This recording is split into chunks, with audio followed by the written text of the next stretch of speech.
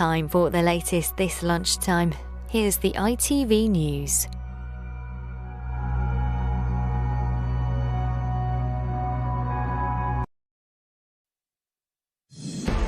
Energy bills are set to increase for millions of us from October. The sharp rise could cost as much as £150 a year, kicking in just as we head into the winter. It's the worst possible timing for many families. It's the second rise in energy bills that millions will have seen this year. Also this lunchtime, more history made in Tokyo. Laura Kenny becomes the first British woman to win gold at 3 Olympic Games. The Climate Minister is accused of hypocrisy for jetting around the globe. Plus,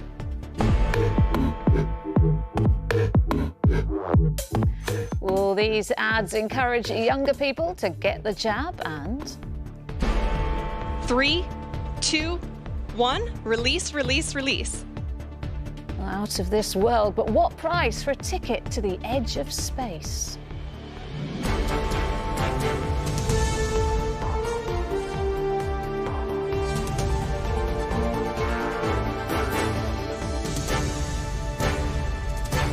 This is the ITV Lunchtime News with Lucrezia Millarini. Good afternoon. Families struggling with their finances are facing another blow to their budgets from this October when a big rise to energy bills kicks in. As many as 15 million households are facing the prospect of much higher bills just as we head into another cold winter. The companies were today given the green light to hike prices by the regulator because they too are having to pay more for energy. In a moment, we'll have advice on how you can lower your bills, but first, Paul Davies has our reports. It is a basic of everyday life. Every family has energy bills, and now they'll be that much more painful. It's going up by basically 30%, which is a big increase. At his home in Devon, Richard Jackson is already facing up to increased bills and the things he'll no longer be able to do with his 2 boys. There's going to be a reduction in days out, to theme parks, zoos, cinemas, meals out, because we like to go and have nice meals out, holidays as well. Energy bills will increase by at least £139 from October, a record high, meaning the average customer will now be paying just under £1,300 a year. For prepayment customers, there'll be a slightly bigger rise of £153, putting the yearly cost at just over £1,300. Huge increases in the global cost of energy, particularly gas, are blamed. Companies acknowledge more of their customers are going to struggle. It's clearly going to be a really difficult period for everyone this autumn. We've had the pandemic, we know there's a kind of confluence of events, it's the winter period. So I think our message today is that every customer that's worried about this price increase should be talking to their supplier. The energy watchdog that caps charges says this increase is unavoidable. We can't ask companies to charge less than it costs to buy the energy that they sell, but what we will do is we'll make sure they can't make the unfair profits they made previously. Citizens' advice say coinciding with the end of furloughing and the cut in universal credit, the timing could hardly be worse. The single thing that the government could do to help families who are going to be facing fuel poverty as a consequence of this price cap increase is to keep the universal credit increase of £20 a week. One estimate says today's announcement could push 500,000 households into fuel poverty. Paul Davies, ITV News. Well, I'm joined now by Justina Miltianita from price comparison company Uswitch. Justina, thanks for joining us this lunchtime. I mean, the timing here is just not good, is it? The pandemic, it will come into force October just before another winter, and as much as £150 a year for some households, for some families, that's just not going to be affordable, is it? Absolutely. As you say, the timing is less than ideal. But while most families are probably thinking about sun, sea and sand and the holidays that they're planning for the summer, the increase is going to come just as winter hits, and heating is going to go on. So it's just another thing to budget for. So, Justina, I suppose the next thing we need to talk about is switching, because that is generally the advice. So if you are unhappy with your supplier, who think you're going to be, or you're on the wrong tariff, practically, what do people need to do? What should they be doing? So this price increase just shows that price cap is not a good enough safety net for customers. The best thing to do is take charge and actually switch to a fixed deal. The best thing to do is find the latest energy bill, and all of the information for switching should be on there. Put that information on the price comparison side or call your supplier and see what's the best deal available. Sometimes, though, you can switch and it can go wrong. Are you entitled to compensation if that happens? Yes, so most suppliers are signed up to a scheme that if the switch does go wrong, they would have customers would have a compensation. However, that doesn't happen as often as most might think, and actually switching is fairly straightforward right now, with most of the processes being done in the background. So the main thing the customer needs to do is just put in the details, and the rest is being done behind the scenes. So, Justina, you explained there that what we need to do is go online and look around and shop around. But, you know, we saw during the pandemic, didn't we, that when it came to homeschooling, not all families have access to the internet. We know some people just aren't internet savvy as well. So, you know, where can they get help in order to do this? So a lot of comparison sites and a lot of suppliers do operate phone numbers as well. So if, for example, you have your bill, you should have a phone number on it that you can call. Some comparison sites, such as ours, also have a phone line that is available for any switches for people who don't want to go online or can't go online. And Justina, very briefly and finally, when should people start? Now on the 1st of October, so they will let you know that this is happening, and once that letter lands or that email lands, act then, rather than wait until the 1st of October, because it's so easy to forget. Like, I know I would forget. OK, well, listen, Justina Millarini from Uswitch, thank you very much for all that advice. Thank you. To the Olympics now, where history was made in the velodrome this morning. Laura Kenny became the first British woman to win gold at 3 Olympic Games by winning the women's Madison with teammate Katie Archibald. The 29-year-old now takes the crown as Britain's most decorated female athlete, with 5 Olympic golds and 6 medals in total to her name. And there was gold too for Kate French in the women's modern pentathlon. Well, Sangeeta Kandola was watching all the action. Great Britain are leading the way with France on the wheel of Katie Archibald. In pursuit of the podium's top spot, the pressure on the pedals was on. They haven't put a foot wrong. Teammates Laura Kenny and Katie Archibald dictated dominance from the start. A brilliant effort, an Olympic title-winning effort. The pair cycled off their competition to claim victory at the velodrome. Completely dominated. Whereas I entered this Olympics to make history in the first women's Madison, so I felt the pressure a lot more, but I think that's because I was a lot more motivated and a lot more aware of the challenge, and I think that's made it feel slightly more special to come out with gold.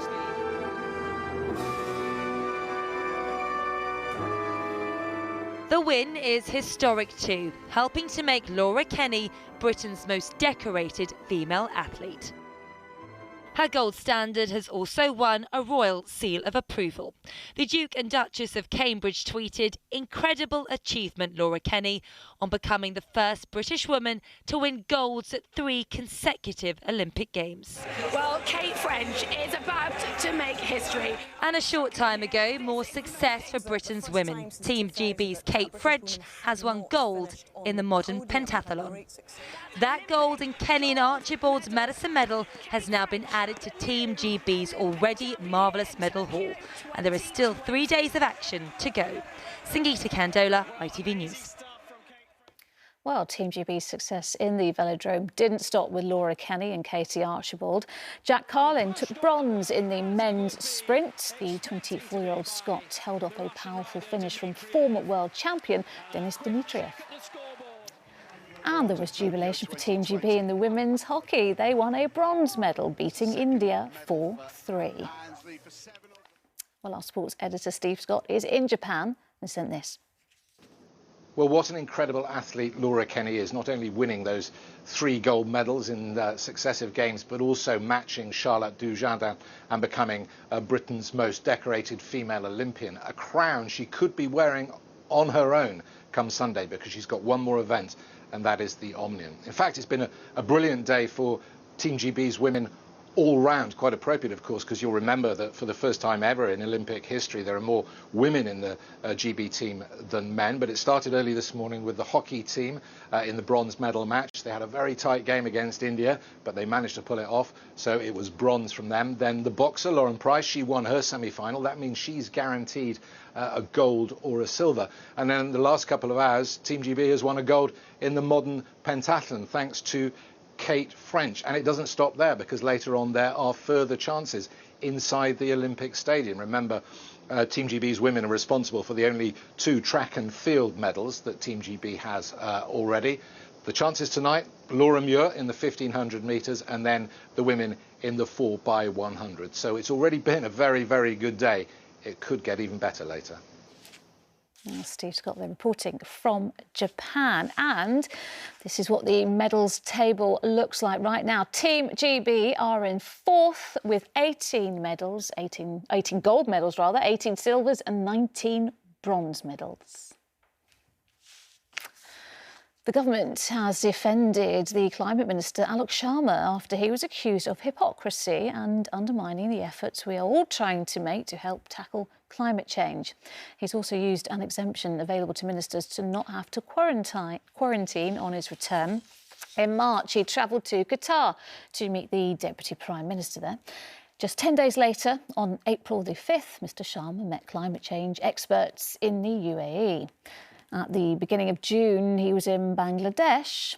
A week later, he was pictured at a business event indoors with Prince Charles, before going to Turkey on the 17th. And just this week, he visited Bolivia. And as of 2 days ago, he was in Brazil. Well, our political reporter, Shihab Khan, is in Westminster. Shihab, what's the defence coming from the government then? Yeah, so as you mentioned, Alok Sharma is the president of COP26. That's that international climate change conference that's happening here in the United Kingdom. And as part of that, he has been flying around the world, including to more than 30 countries, to have these meetings. Now, the government says their defence for this is, and this is a direct quote, that these are key to the success of these climate negotiations, and they're crucial to understanding firsthand the opportunities and challenges that other countries are facing in the fight against climate change. Now, as you mentioned, ministers who are conducting essential work are exempt from those rules of quarantine. That's why he hasn't been, and we understand that his team and himself have been taking COVID tests along the way. But there'll be plenty of people who have gone to red list countries, who've had to pay for hotel quarantine, who won't be happy about it. And that's a point that the Labour politician David Lammy made to us when we spoke to him this morning. The climate czar effectively to not be setting a good example by flying all over the world. And by the way, another example of one rule for them and another rule for us, whether it's Dominic Cummings or Matt Hancock, not self-isolating at all when you get back, despite the fact that you're going to red zones. I'm afraid I don't relish this, but it's typical of this government.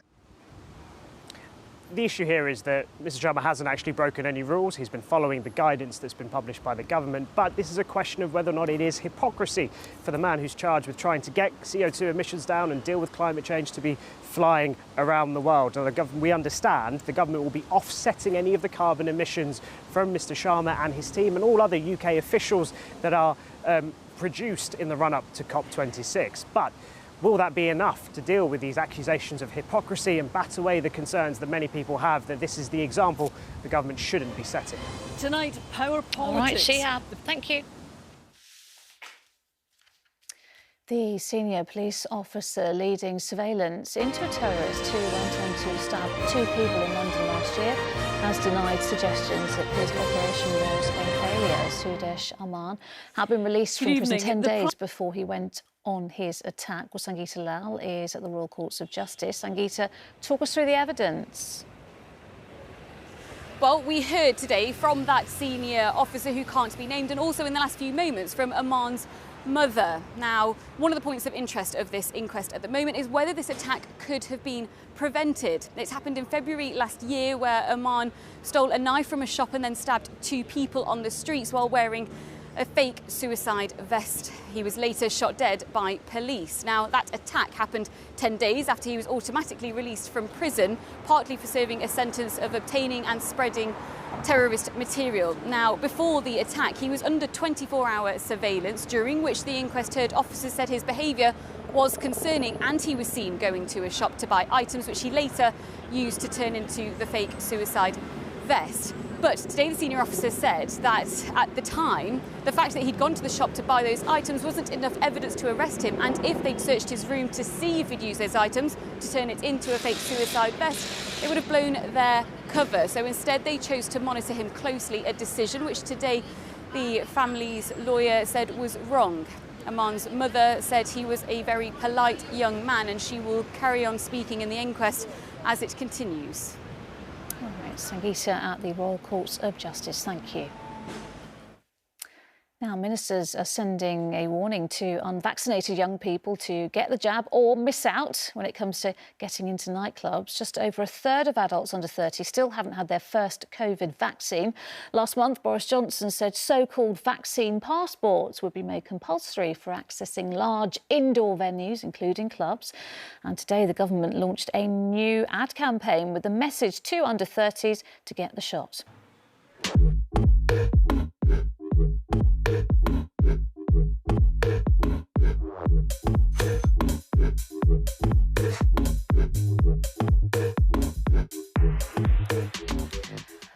Well, joining us now is GP Dr Amir Khan to talk more about this. Hello, Dr Khan. Thanks for joining us this lunchtime.